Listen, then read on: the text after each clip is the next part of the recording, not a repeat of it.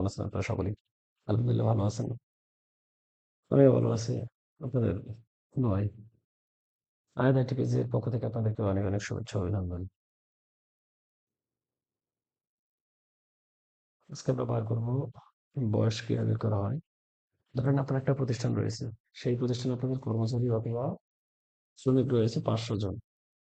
তো আপনার ডাটাবেজে ফিল্ড করা রয়েছে ক্যান্ডিডেট নেম অ্যান্ড জন্ম তারিখ।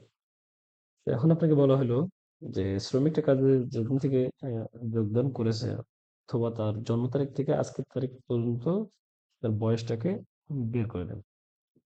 তাহলে আপনি কি করবেন? প্রত্যেকটা ব্যক্তির জন্ম তারিখ থেকে আজকের তারিখ বার করতে গেলে, হিসাব করে বার করতে গেলে অনেক সময় প্রয়োজন আছে। তো আজকে আমরা এই ভিডিওর মধ্যে শর্ট টিপস অ্যান্ড ট্রিক্স দিয়ে শ্রমিকের বয়সটিকে বের করে নেব। খুব সহজে, মাত্র কয়েক সেকেন্ডে।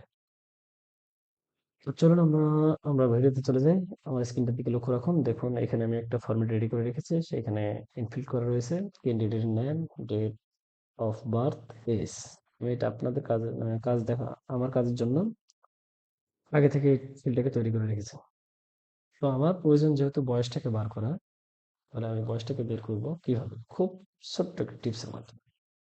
তো দেখুন এখানে এজ এর ডি নাম্বার কলামে ২ নম্বর রোয়ে আমার এজ আছে। আমাকে ফিল্ড কমেন্ট করতে হবে ৩ নম্বর থেকে। তাহলে আমার ৩ নম্বর কলামে ডি কলামে ৩ নম্বর রয়ে গেলাম। যার পরে এখানে ইকুয়াল DATE ফার্স্ট ব্র্যাকেট। যেহেতু আমি বয়স বার করবো তাহলে আমি প্রত্যেকটাকে সিলেক্ট করে দেবো। অথবা একটাকে সিলেক্ট করে আমি বার করতে পারি।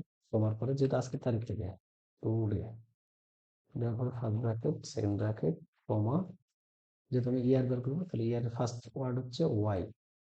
তাহলে Y plus inverted comma close first bracket দিয়ে এন্টার প্রেস করে দেবো। দেখুন আমার ২৭ বছর বয়স কিন্তু দেখাচ্ছে আজকে। যেমন জন্ম তারিখ থেকে ২৭ তারিখ পর্যন্ত, ৯৭ সাল থেকে আজকের তারিখ পর্যন্ত ২৭ বছর।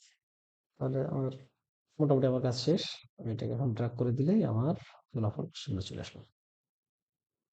ভিডিওটা যদি আপনাদেরকে ভালো লেগে থাকে তাহলে অবশ্যই পেজটিকে লাইক, শেয়ার, কমেন্ট করে ছড়িয়ে দিবেন।